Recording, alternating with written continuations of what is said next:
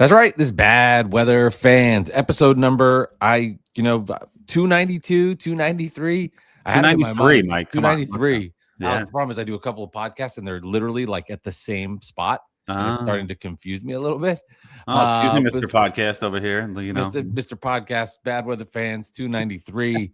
We're recording this the day after Christmas. It's a Friday if you're watching it live. If not, if you're listening on Apple and Spotify, of course, please rate and subscribe. And on YouTube, go ahead and subscribe to this podcast. Also, as we approach 300 episodes. Knicks winners yesterday in dramatic fashion, thrilling victory versus the Cleveland Cavaliers in a very wild game. Ebb and flow of runs with the Knicks closing out on top. And they have a new backup point guard that seems to be getting clutch minutes now, which is kind of crazy. We'll talk about that. And on the Nets side, the last game they played was on Tuesday evening when they went into Philly, beat the Sixers. Sixers played Paul George, they played Tyrese Maxey, and they played Joel Embiid in that game. Nets get the win. They're 6-3 in their last 9, and they're playing some great defense. But we did get news about 30 minutes ago, maybe, that Cam Thomas is back for the Nets. You'll see him tomorrow night as the Nets go into Minnesota to play the T-Wolves, a place where the Knicks just lost, although Jalen Brunson did not play in that game. But Alex, good afternoon. It's good to see you. Yeah, man. Good to see you too. What a great day yesterday was for the Knicks. Good day for the Nets actually today because they're getting one of their best players back. But we'll see how that hurts them or helps them. I'm excited, man. Yesterday was crazy.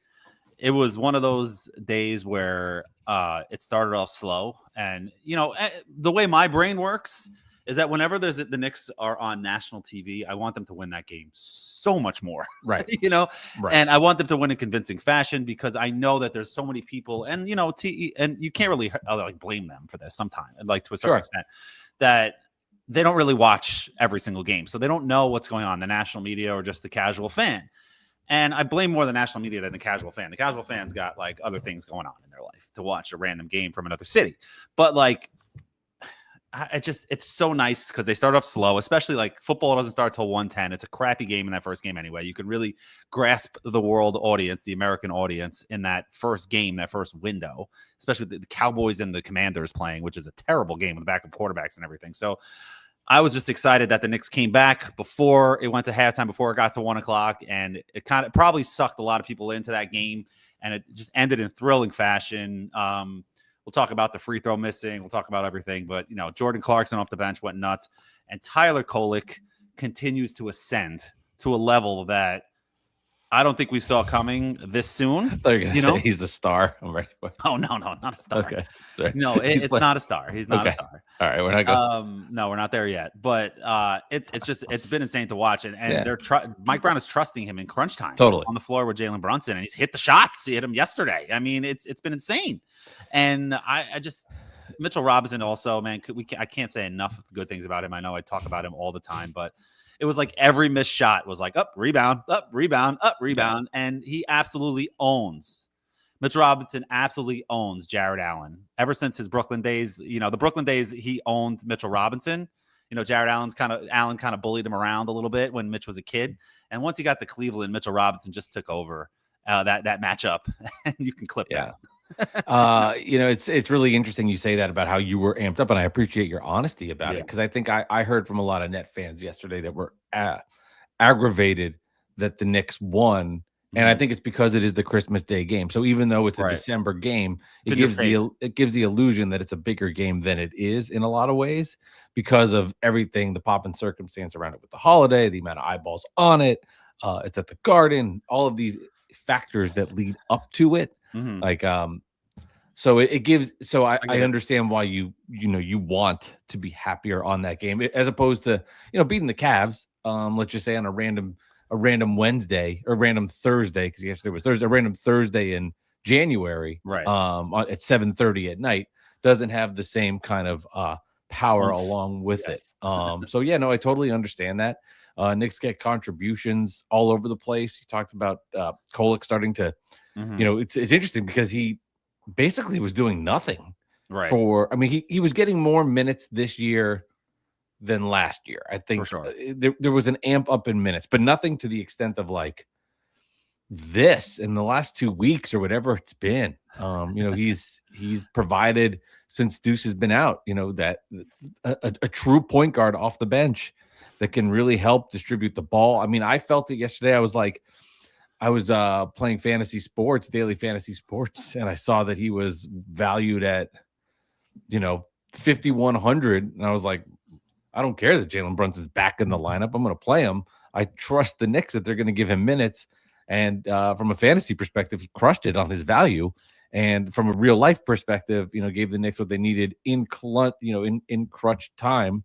And yeah, I mean, Knicks get a big win. They were trailing for the majority of that second half. They took the lead going into the third quarter, and then the fourth quarter made that run and held on, and get another win, and just kind of stockpile them. Although you did say last week that they would be ahead of the Pistons, they've not done that yet. They're still 3 behind Detroit, who's continuing to win.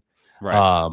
No, big win for the Knicks. And they punched the Cavs in the face again, something they couldn't do last year. Not in the regular season. They couldn't do it. They couldn't do it last year at all, I guess, because they didn't play them in the playoffs because the Cavs lost. I'm saying. Cavs swept them in the regular season last year, and they're reversing it this year. The Knicks beat them in 5 or 6 the year before. So in the playoffs. So that matters more. So you can't talk about regular season games when you tell me the Trae Young regular season games don't matter, but then it matters for the playoffs for that. I'm just saying this year they're reversing Trae Young, and then that doesn't matter. So you're a little flip flop. You know what I'm saying? About me? Yeah. No, I always said the Knicks own Trae Young, and then you're like, no, well, what does that do with matters? This is not what I was getting with. I was just saying last year the Cavs swept them in the regular season. This year they're 2-0 versus them. They're reversing course of what happened last year. Right. Wasn't giving any other context. You could take it the way you want. They're 2-0 versus the Cavs this year. They couldn't beat them last year. I'm in a good mood. And this year they beat them. I'm saying the opposite. Yeah, but I get it. I'm just busting. I was like, I don't even know how that's controversial. I was just calling on Tuesday. A little inconsistency, a little inconsistent on what? Because you've made it in our Trae Young conversations that we've had in the past. How I always say the Knicks have owned Trae Young, because their regular season record is just insurmountable. The amount that they've won and their record versus them. But then you always point to like, well, they won the only time it matters. And when I'll be like, well, how long until that playoff series doesn't matter anymore and not talked about in the conversation? And you would say, never. So that's your inconsistency. I was talking about the regular season here. I don't even know what you're saying. They're 2-0 versus the Cavs this year. They were 0-4 versus the Cavs last year in the regular season. That was it. Okay. That was the comment. Oh yeah, I agree. They beat. There's no inconsistency. They beat the Cavs in the playoffs when it mattered more. Okay, you're a Mr. I agree with that. Well, there's nothing I said there that's inconsistent. They did. They're 2-0 versus them.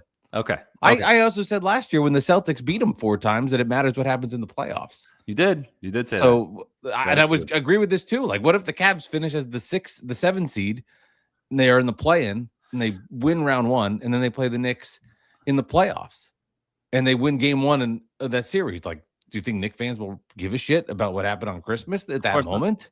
No. Which is true. I mean, in the way the Cavs are playing, they could be the 7 seed. It's highly possible. And the East is all jumbled up. Nets have wins versus the 4 and 5 seeds of the last 2 days. When they got wins versus the Raptors and Sixers, which are the 4 and 5 teams respectively. But it's also December. Like, you know what I mean? Like, I know who knows that's good play. They could also ascend. Look at the Pacers last year. Right. They won on a run. It was around this time last year where the Pacers were mediocre. Their run probably started around now. Sure. Yeah, the Knicks are 2-0 versus the Cavs in the regular season. They were 0-4 last year. I'm just saying it's an improvement. The opposite of last year. That's all I'm saying. I think even Knicks fans would agree with me on that one. I was just busting your balls. But, it's also great how the Knicks have become a place where you can develop talent. For a long time, the Knicks were a place where people would say players would go to die, and it was legitimate. Players would never be able to be developed, and they would develop elsewhere. Channing Frye couldn't play here, and then he went somewhere else, and he was just wet from 3, And now you got guys like Deuce McBride, Tyler Kolek, Emmanuel Quickley, Mitchell Robinson, RJ Barrett. All these guys developed here as a Knicks draft picks, and they've gone on to have really great careers, some here and some elsewhere. And you can clip that too. It's just one of those situations where it's just so great to see as a fan watching the ascension of this team, and the little things that used to be thorns in our sides are no longer thorns in our sides. So Some of it was BS and some of it's legit, but some of it was over exaggerated. Like, you're a bad team, of course you can't develop players. Sometimes these players like Kevin Knox, they actually just suck. Like, you know what I mean? Yeah. Like, you look at Pacome Daddier, he stinks. You know what I'm saying? Like, maybe one day he'll turn it around and be an okay player, but he hasn't had it. He's had every opportunity right now. And, Mohamed Diawara, excuse me, second round pick, 50 something overall, is already in the rotation. And he passed over Daddiet, who was a first round pick last year. He passed over Yabusele, who was kind of ate his way out of town. And, that's what it is. He can play. He took the job, and props to Mike Brown. He's doing it based on merit and not based on seniority. Which is why, from a Nets fan, looking at the 5 rookies drafted, and the development that you have seen early on in this squad from guys, that's why they're winning basketball games. Does frighten me that Cam Thomas is coming back.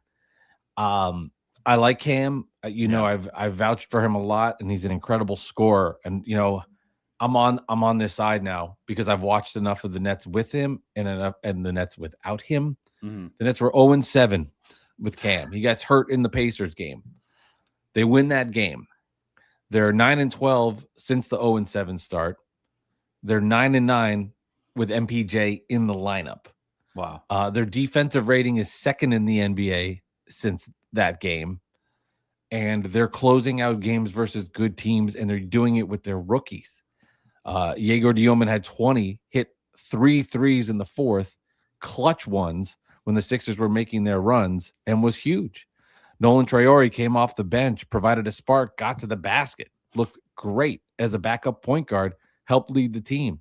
Danny Wolf's struggled with his shooting of late, but he's a playmaking center that's done nice things for the Nets, and you can see the promise there. Drake Powell has been hurt with an ankle sprain, has played well in spurts, and could argue has been the best Nets rookie when healthy. And it's exciting. And I worry that Cam comes back and he's going to take minutes away from this young nucleus that's starting to win basketball games.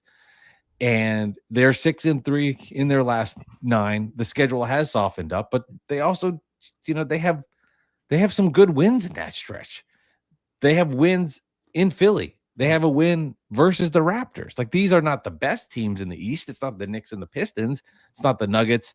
It's not the Thunder or Spurs out West, but these are real NBA teams that are going to make the playoffs this year. And the Nets are getting wins versus them. And it's because of this defensive lineup. Like, you don't think of the Nets as a defensive team, but with Yegor at 6'9", Clowney as your power forward, MPJ at the 3, and Nick at the center position, they have some real length and size, and they're a problem defensively after that horrible defensive start. And I worry, and if you're a gym tank laundry guy, like, you're going to be super excited about this because Cam's going to come back and they're going to start losing games again. And for me, the wins and losses are less important as the development. Like, I'm a big believer on, if these guys, they're winning games because they're developing the players and they're playing well. You could say, oh, Michael Porter Jr. is having this unbelievable season. True, he is. But if the other guys around him aren't succeeding too, MPJ's not Kobe Bryant. The other guys are playing well. And right. And you can argue they're winning games. It's a collective group. It's all of them. He's the lead of it. I agree with that. He's their best player.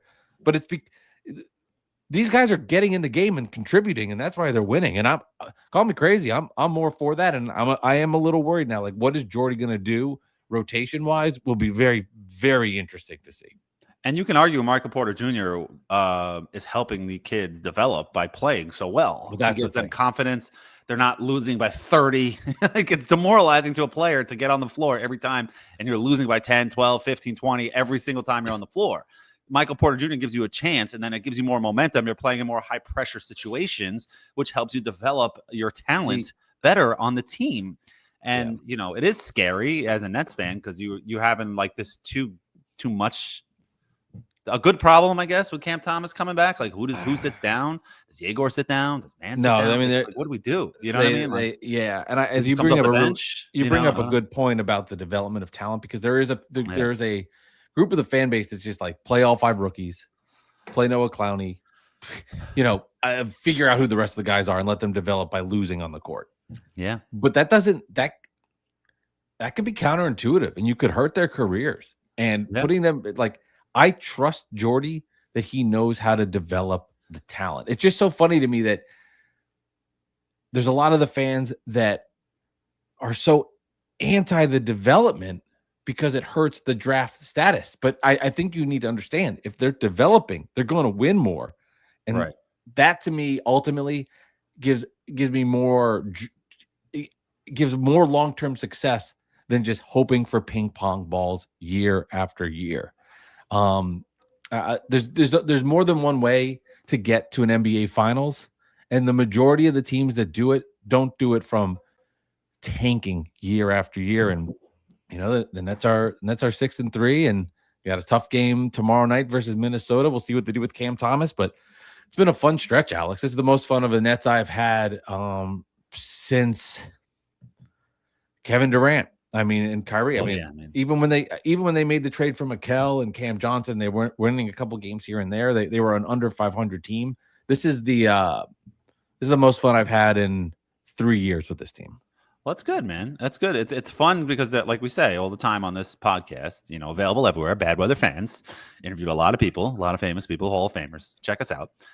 The Nets are ascending up the mountain. They're not down or going down the mountain. They're not at the bottom of the mountain. They're going up the mountain. They got a long way to go. Like, don't get me wrong, and you would even admit that as well, of course. Of course, as a normal fan, But it's still nice to see guys who could be part of the solution develop with this team, or be the guy that leads to the guy that's part of the solution. Because you need guys to trade for the guys. You know, what I don't know. You don't think all these guys are going to be stars. This part bothers me, where it's like, hey. You don't want to be stuck in a situation again where you get the 6th pick. Well, it's like, what if Jaeger becomes a great player? Like, obviously, I wish that Cooper Flagg was on this team. Yeah, but the team with the 1.7% chance got him, right. The Spurs, Sixers, and Mavs all did not finish in the top 3 or 4. They finished outside of it, and they all jumped in because they got lucky. Like, the Nets need luck. They need to develop and get lucky. They need luck. They need that. Ultimately, they need luck. Yeah, and sorry if I mispronounce your name, Dionysios Zervos. Yeah, it sounds like a Greek name. Surging Nets, not a title I was expecting to see this season. He's got a great podcast. I might join soon. Obviously, he invited me. Not obviously, but he invited me. I think they are now forced to trade MPJ with Cam Thomas back. I don't know about that, is what he's saying, but I don't know why you would do that. I would trade Cam Thomas, if anything. I don't know. There's no value for Cam Thomas is the problem. Nobody wants him. MPJ's will have a trade value.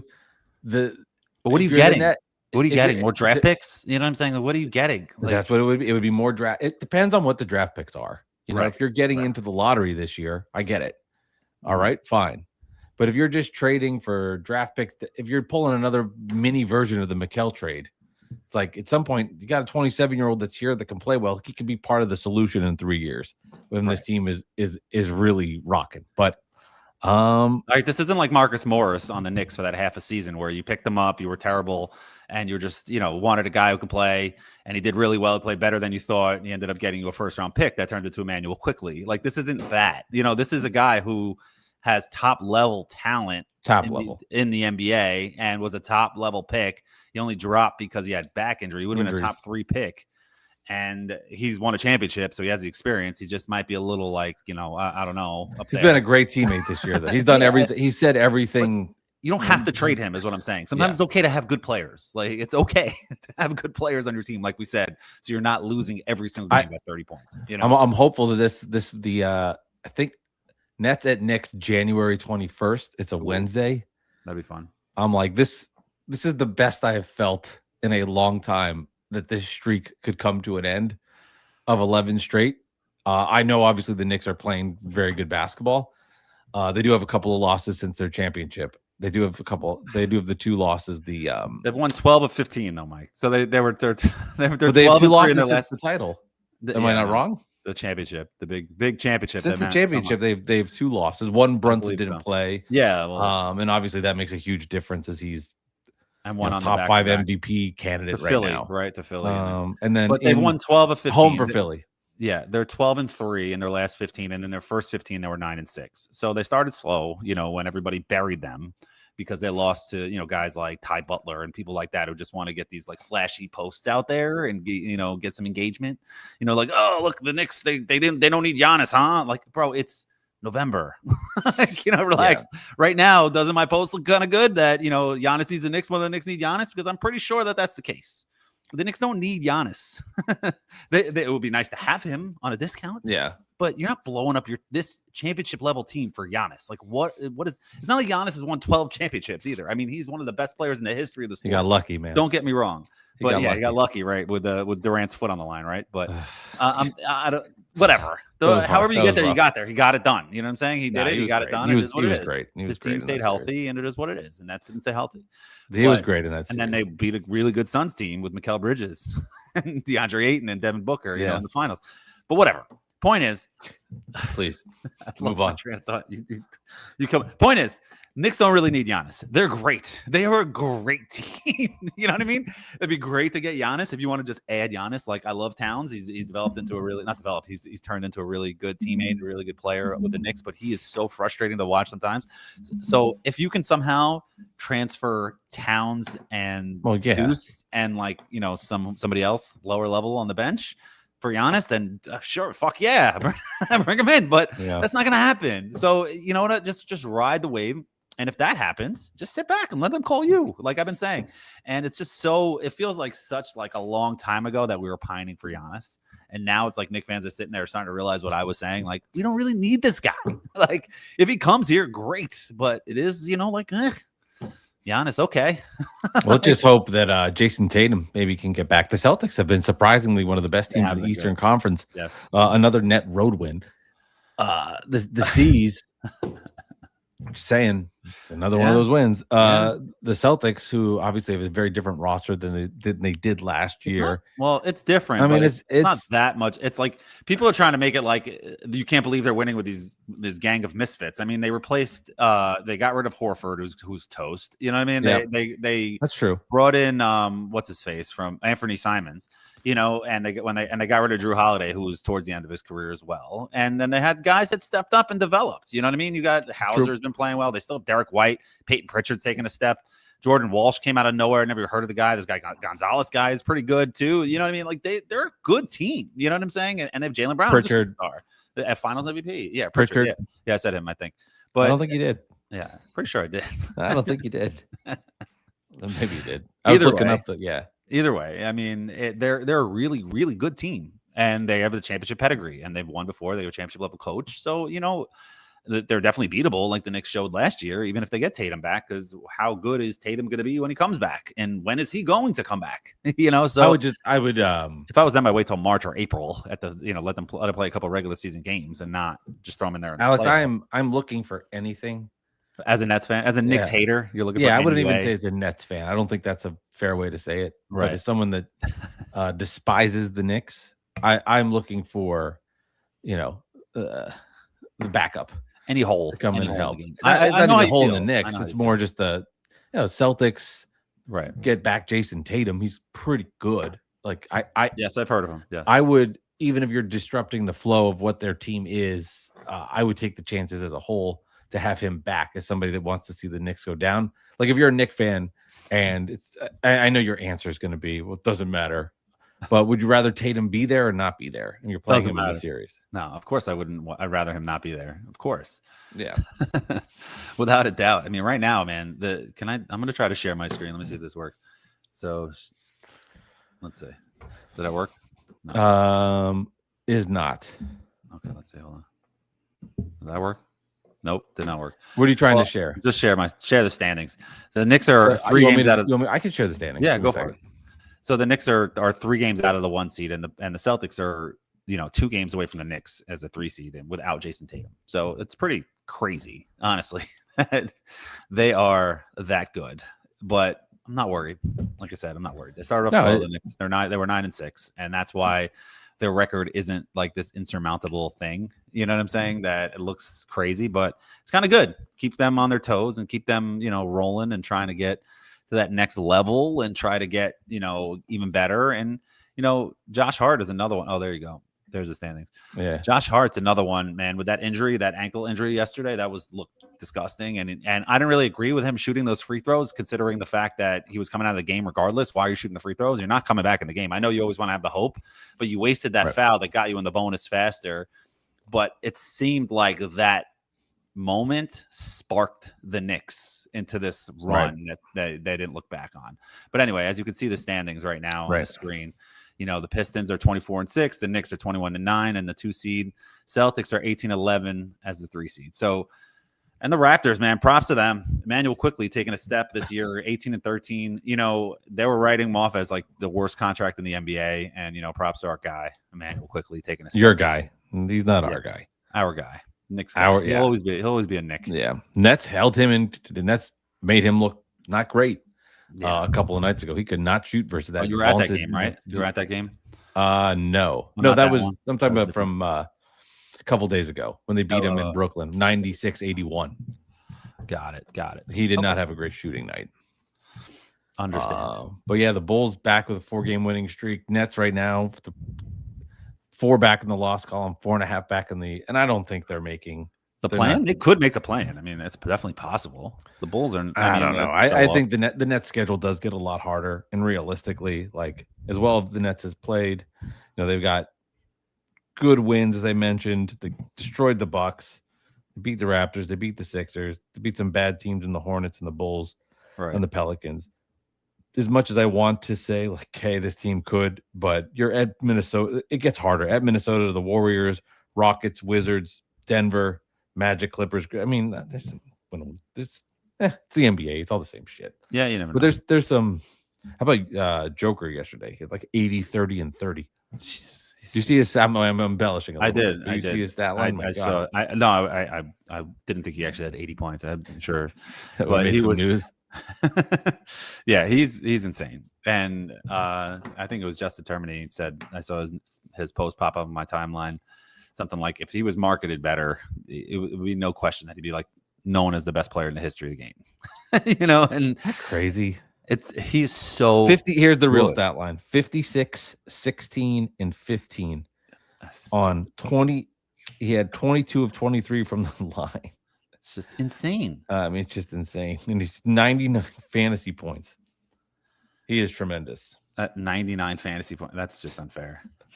Yeah, he's averaging at basically 30, 11, and 12. Oh my God. And he's so unassuming.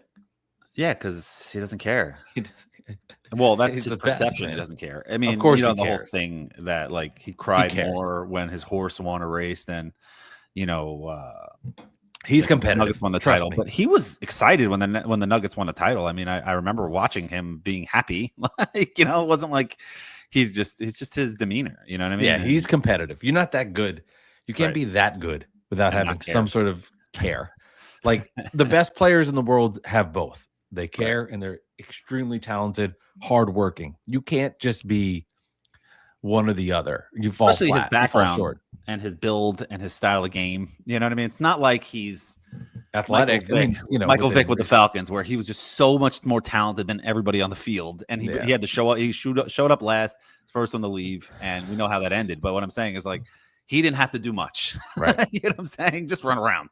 You know, and Nikola Jokic, just like he was a second-round pick and turned himself into the best player in the NBA. So you got to have some care, a little care, just a little bit. Oh yeah, Oh yeah. No, that's just something that's not reality. And if you're putting up that kind of stats and his love for the game, top in the league, you're doing things that have just never been seen before in the sport. Crazy. Yeah, and we haven't talked about this, and I want to ask you this question. Yeah. The Tyler Kolek strip of Donovan Mitchell that was reviewed and called clean. What was your opinion on that? Was that a foul or not a foul? Say it again. Sorry, I heard my son yelling in the strip. Tyler Kolek. I thought you said Nicola, and you got my brain into a tizzy. Say it again. Okay. I was like, when Tyler Kolek stripped Donovan Mitchell on the breakaway, and it was called a foul on the floor, and they reviewed it and called it clean. What was your opinion on that call? I understand. I was surprised by that. That they overturned it? Yeah, I was surprised a little bit. You? I thought it was clean, completely clean. Yeah. Because he hit the ball first, clearly, and then he hit him. So I think Was that when we saw Atkinson go like this? Was that the one associated with that where he was like on the side, putting the hand? There was maybe that was that I saw afterwards, but he was going they like did this. Well, what happened was that review, there was like press and the Knicks were a little discombobulated. They gave it to Mitchell Robinson. He was at the 3-point line, and he just thought he was all alone and kind of held the ball out like on. It was a bad play by Mitch, and Donovan Mitchell, the other Mitchell, came by and just took it and went the length of the court and then slowed down because he thought the Knicks weren't playing defense. And Tyler Kolek, to his credit, hustled all the way down. And Mitchell didn't even go up for a layup. He went up for some fancy windmill shit. And Kolek came in and just said, boom, and just nailed it out. And they call it a foul because it looked hard, like live. Right. I understand why the refs blew the whistle. I mean, that just looks like a hard foul, of course, like with a naked eye, but it looked clean. and then they reviewed it and they overturned it. And you have Cavs fans on Twitter like complaining about that. They're not the smartest bunch, but people just also don't want with that. People also don't want to admit they don't want to admit that their team didn't get the best. No, they lost the game. They lost the game because they don't have that DNA in them. Yeah. And the Knicks have Jalen Brunson. I mean, that's just as good as Donovan Mitchell came out to start the game. He cooled down a little bit, but it's like, Brunson was awful to start the game and then got hot, obviously, and did everything he does, and that was the difference. I mean, he's the best player in the Eastern Conference right now. Yeah, for a reason. I think him one, Cade two. If you had to rank the best players in the East, and he's probably fourth best player in the NBA right now, which is crazy. It is insane. I mean, and it's not crazy to say because he's all NBA player. But last couple of years and starting point guard in the All-Star game. It's time that Jalen Brunson gets his credit. And the one good thing to come out of the NBA Cup, besides them, making millionaires making some money, was the fact that everybody watched the Knicks play really well and play team ball. And now like I was saying about the Christmas game, so now you get the Christmas game, you have the NBA Cup game, and now people are starting to like, oh, this Knicks team is actually pretty damn good. Like, well, where the hell have you been? We're in the Eastern Conference Finals last year. The perception needs to be broken. Like the same old Knicks perception needs to be broken already. Like they've been in the playoffs now 3 straight years, won rounds every year. They were in Eastern Conference Finals, went on the road and beat the champion Celtics, who were unbeatable in games 1 and games 2, being down by 20 plus points in both games. So like why did you need the NBA Cup championship and the Christmas game to turn you around to think like, wow, the Knicks are legitimate contenders? Oh, because you don't pay attention.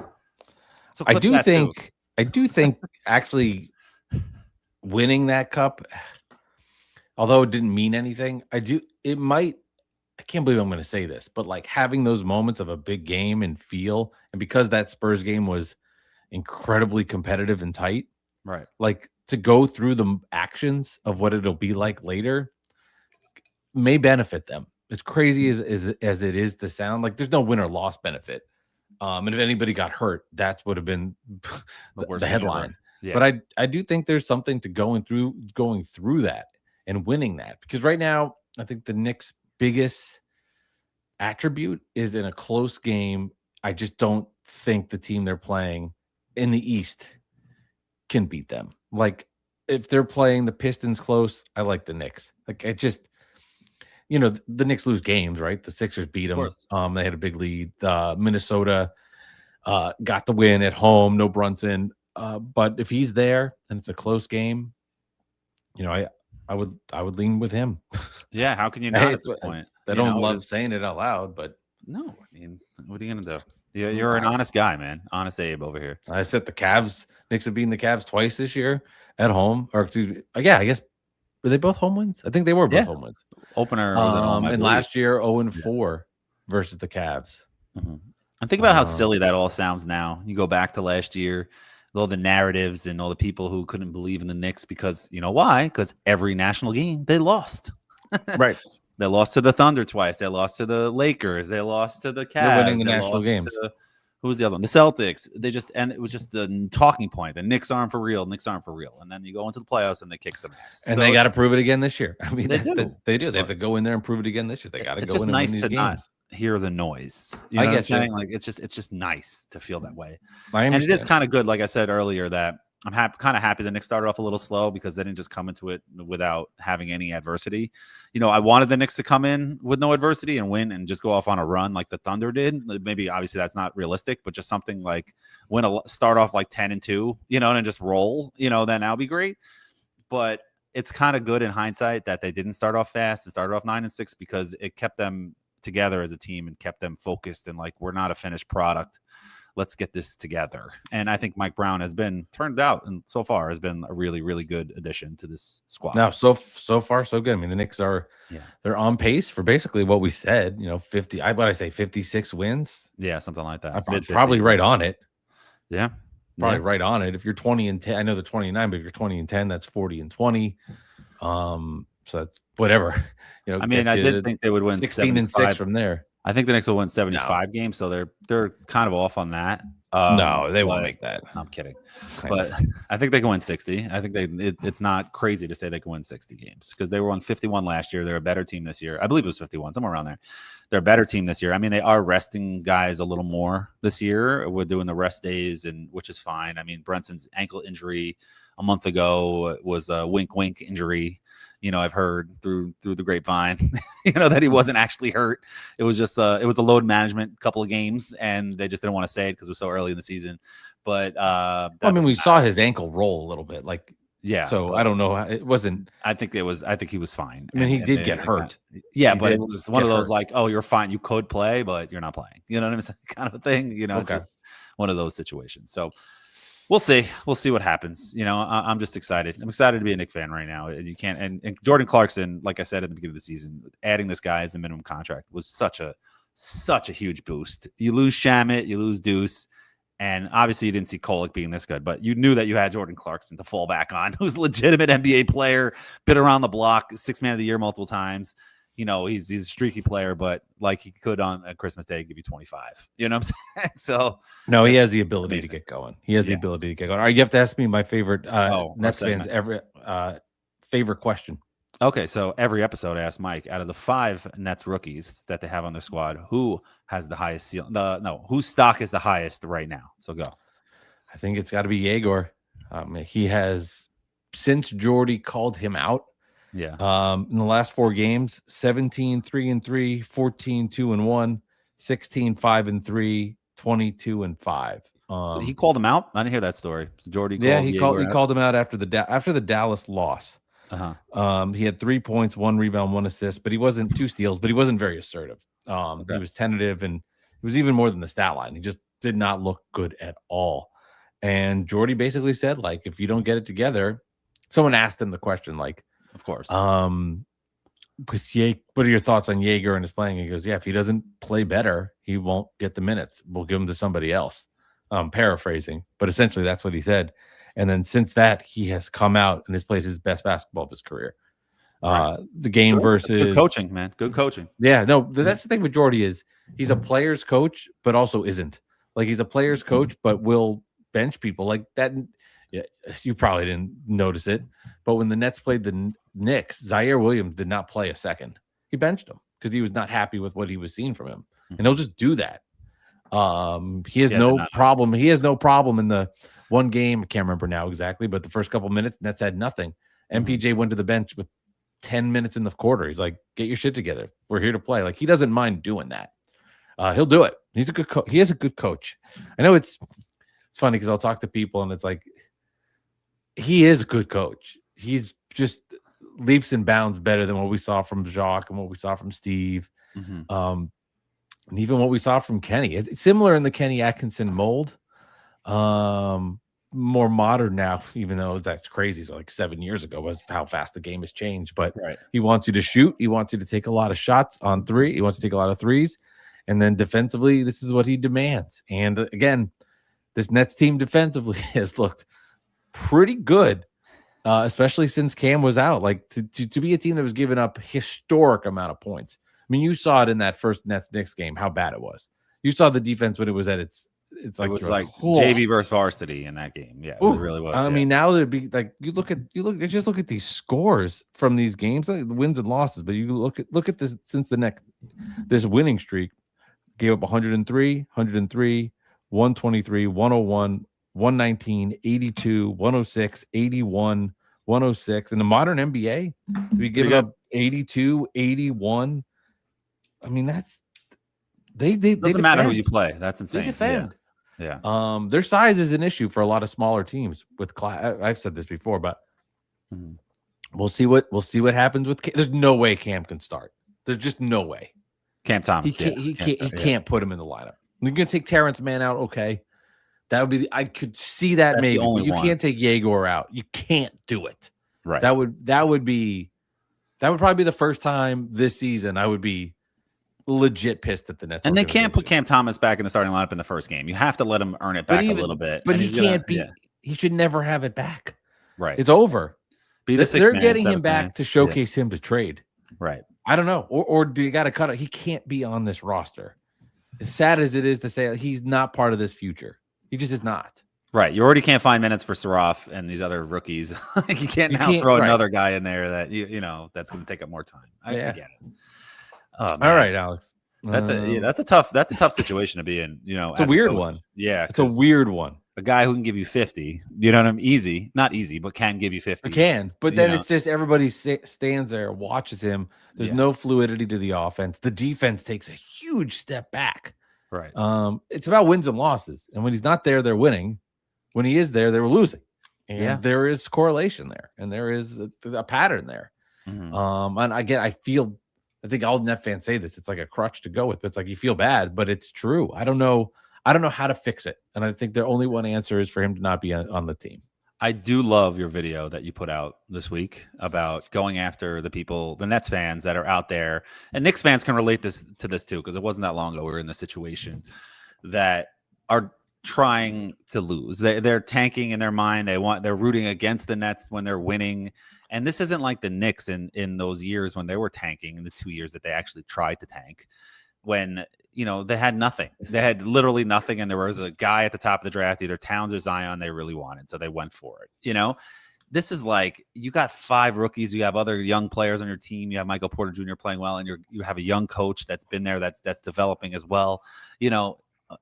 Why are you rooting to lose? Like, yeah, because you'll have a better chance at having a floor of a 5th pick. Like, these guys, like the way the NBA lottery is now, you can win the lottery with the 10th worst odds, and it's not even that crazy. So props to you for putting that video out there, and it went kind of viral. And I just wanted to say that. Oh, I appreciate that. Yeah, I was surprised, honestly, and I'm glad you brought it up. I totally forgot about it, but I was surprised how many people had the same opinion as me. I think there's just a select group of fans that are loud, so that you think it becomes the majority opinion, but maybe it really isn't. And in my head, I was like, I put it out there, and kudos to you for pushing me to do it, but I was like annoyed because this is how I feel. And I did. I was surprised by how many people agreed with the opinion that I had. Not everybody, but the majority of people that reached out or responded were just like, this is so spot on as how I feel. And I was surprised by that. I think it was a good reminder to me that just because there's 10 to 20 people that have a certain opinion, that doesn't mean that is how a lot of the fan base does feel. It's just a certain amount. And when the Knicks went for it, then the lottery was different. If the lottery was a guarantee smash that you're going to be in the top 3 because you did that, so I get it. Right. But the 2 teams that have won the lottery the last 2, you made the play-in. It was the Hawks and the Mavs have each won the lottery the last 2 years because they made and they were in the play-in. I'm not saying it doesn't mean that that's the rule now. Like, you got to make the play-in to win the lottery. No, but there is no. To me, there's more value in developing your players and getting these young rookies to become better NBA talent, and to get the 6th pick as opposed to completely wasting the season and tanking, and then you get the 3rd. Now, you could prove me wrong, and you could say you get a generational talent, and then that guy becomes that guy, and it doesn't matter. And in that case, you would be right. Right. But if you look through the history of the NBA, it doesn't work like that. It doesn't. You could, and even if you have to get really lucky, you have to get really lucky. Yeah. Some fan was having an argument with me. He's like, well, the Nets got Kenyon, and then look what happened. I was like, you're right. That was huge. Other things had to happen afterwards, like trade for Jason Kidd. But I will also say, when the Nets won the lottery, they had a 4.4% chance. It had the 7th best odds when they won to get Kenyon. Right. Right. They were. So your point is actually more in your favor than their favor. I was like, yeah, you're right. Yeah.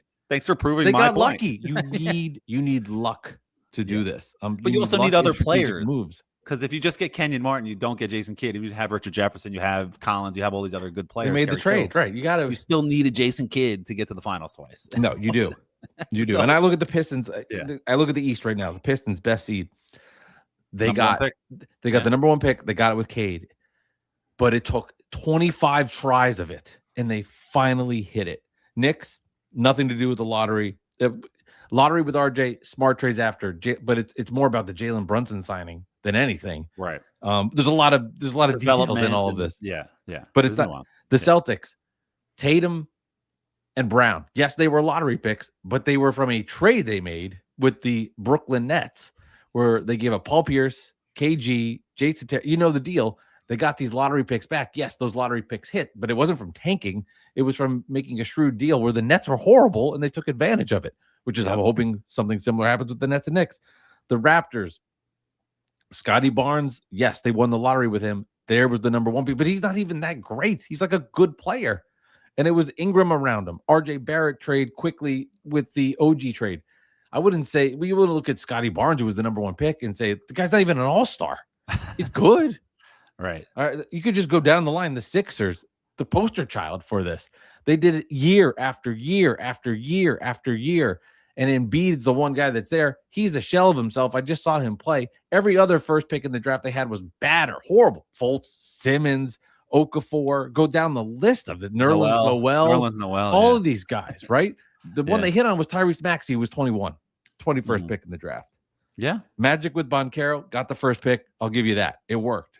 They're still 17 and 13. Still needed Franz Wagner also and other players around them. Just all these different ways to get to the top. They also missed on like Suggs. I mean, he's okay. On Cole Anthony, he's gone. Like, you know what I mean? They also missed a lot too, the Magic, so I think the problem is everybody's like, it's Wemby, LeBron. You think of these all-timers. Yeah. But Derrick that doesn't Rose, happen. Dwight Howard. Like, I get it. Like, yeah, but that's for every one of those kind of guys we mentioned, there's a million of the other ones. And the way the lottery works right now. Even if you win the lottery, it doesn't equal instant success. Oh, I'm so glad you said that. This was the point. Cade Cunningham also, the Pistons sucked, and they had a great coach that was in there. We thought was a great coach, Monty Williams, and he was gone after 1 year, and now they've turned it around. So whatever. This was the point, and net fan Adam said this. He's been on this podcast. I apologize. I'm blanking on his last name, but he made. I thought it was a really great point. It's the last thing I'll say about this. Yeah. If you trade MPJ because you want to enhance the tank, so you deal him because you want to get worse, and you do, right? Like I'm not obviously if they trade him, they're going to be a worse basketball team. He's their best player. But let's say you don't do well in the lottery, and you traded him. Now you're really screwed. Now you're left with. Let's say you trade him. You worked so hard on the tank, and then you get the 7th pick, or you keep him. You try your best. You develop.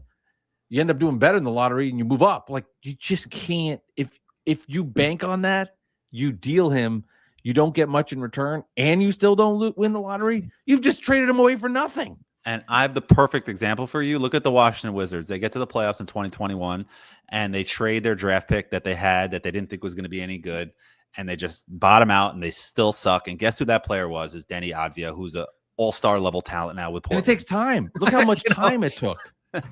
So do you want to really trade these guys? Like that's the thing that I went through with the Knicks also over the last 25 years. Like you have a good player, like, oh, we got to trade him. No, you don't. Like even if Channing Frye is, there's an obsession with picks. Been on this podcast, great guy, great interview on the Bad Weather Fans archives. You can hear it.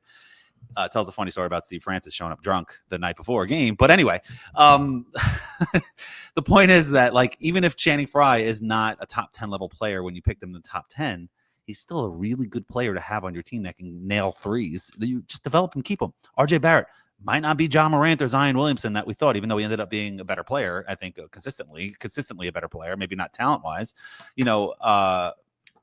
Keep him. You know what I mean? You don't have to get rid of him. Keep him until you have a good trade to keep him, or you keep him and have him part of your team. They won a lot of games with him. You know what I'm saying? So it's like these guys, you don't have to trade them just because they're not superstar level players. They all can fill a role if they're proven to be NBA players. Obviously, if you could package them all together and you could be the Boston Celtics and get Kevin Garnett in his prime, I mean, that's something different.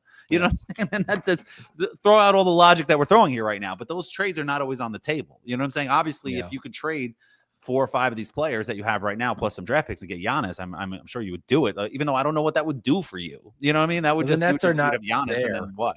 Yeah, the Nets aren't on the timeline yet to have it. Like maybe next year it would make more sense. Right. Other than he's another year older, but maybe next year it makes more sense where guys have developed more and your winning has a better chance. And well, this is how they would do it. If they trade for Giannis, they're giving up some of those Knicks picks, right? Like let's just hypothetically say. Yeah. And then they're packaging some of the other younger players, and they're getting another star alongside of them. And that's what they would do. That's how they would make it. But these guys aren't good enough yet to make those kind of trades. They got to keep developing them. Yeah. You're so right with your Danny comp, because he wasn't Danny. He wasn't. Well, look at his stats his first couple years in the league. It wasn't that good. Yeah. Nothing. Oh yeah. Hold on. Let me see.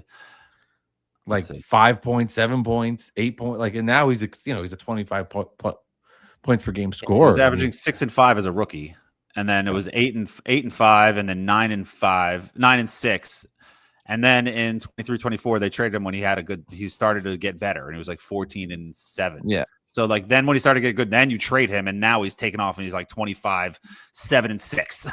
You know what I mean? He's awesome. You know, so it's just like if the Wizards just kept him, and then they got Sarr, and then you have something there. You know what I'm saying? But you trade these guys too soon, and I know they were stuck with the Bradley Beal albatross that they didn't think they'd get off of, but still, you don't trade players just to trade them, just because they have value and you want to tank.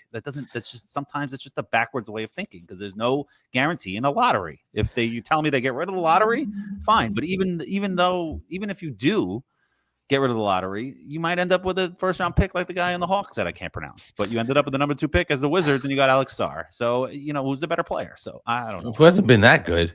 I mean, they're horrible. If he was developed, he's a good player though. Yeah, but if he was playing really well and developing well, they would win. Right. They stink. Yeah, they're the worst team in the NBA, and they're not. They stink. Yeah, you know. That's true. Here's one. My favorite player of all time. He played in the NBA for 5 years. In his first year, he averaged. Now he was a rookie probably at 25 because he played overseas in Drazen Petrovic.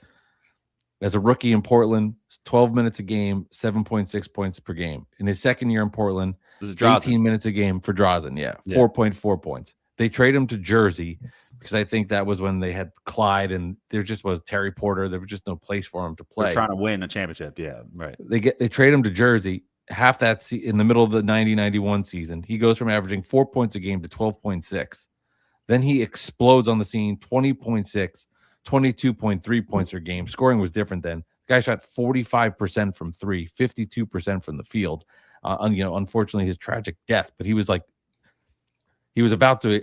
You just bring it up because it makes me think about guys in development, and it's a little different situation because the Blazers got to the finals in '92, so it's a little bit different. But it's the same concept. But giving up there, he wasn't getting minutes. Yeah, he was developed, right? And the Nets developed him. He got a chance. And he's was a budding star. Who did they trade for him to get him? I don't even know. I'm trying to think who was in that deal. I want to say Duckworth. That's a great question. I think Sam Bowie was in that trade. Mm-hmm. I'm trying to think of who was on that Blazers championship team, and I don't know who was on the Nets.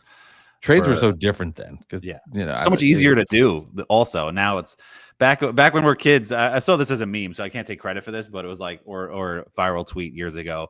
Back when we were kids, it was like, wow, can you believe the Lakers got Shaq? And now it's like, can you believe this guy is repped by CAA and this one's by this agency? And then there was this kind of apron, and that went through here, and that it's just so confused. It's so hard to be a sports fan these days. It's unbelievable. No, that's really it's kind of sad. It was a 3-team trade. It doesn't say. I mean, why is it so hard to find what this trade was? Willis Reed made the deal. Oh, I don't know why it's so hard to find. R.I.P. Let me chat GPT it. Drazen Petrovic Nets trade. Let's see what it says. This is great content. Yeah. Well, I don't care. It's selfishly I want to know, so I don't even. Teams involved: Nets, Blazers, and Nuggets. The Okay, Nets so got Denver. Drazen and Terry Mills. Okay, Portland they got got Terry. Walter Davis from Denver, so there was nobody that went to Portland from the Nets. And then Denver got Greg Anderson and the first-round pick from the Nets, which could be 92, 93, or 94, depending on protections. So okay, they gave up a first round. Worked. Got him for nothing, so yeah, which is sad. Because he was just God, torture. All right. Anyway, last segment we didn't do. Gun to your head. Knicks win the championship this year or no? No. I say yes. Yes. But I do think they go to the finals. It's happening. I do think they go to the finals. I know we ride the wave of the regular season, even though we say we don't. We definitely do, because when they're 9-6, we're like, oh no. Like, we're saying be patient. We're like, be patient because it's the regular season. It's November, but we're still kind of like, this is not.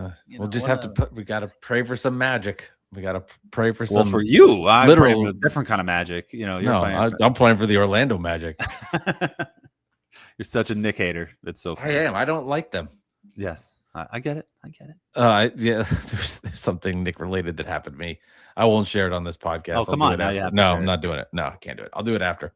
Bad Weather Fans, episode 292 or 293, depending on what I think. But no, good stuff, Alex. I guess. Enjoy the weekend, and we'll talk to you later, brother. All right. All right. Let's go Knicks. No. Is this over?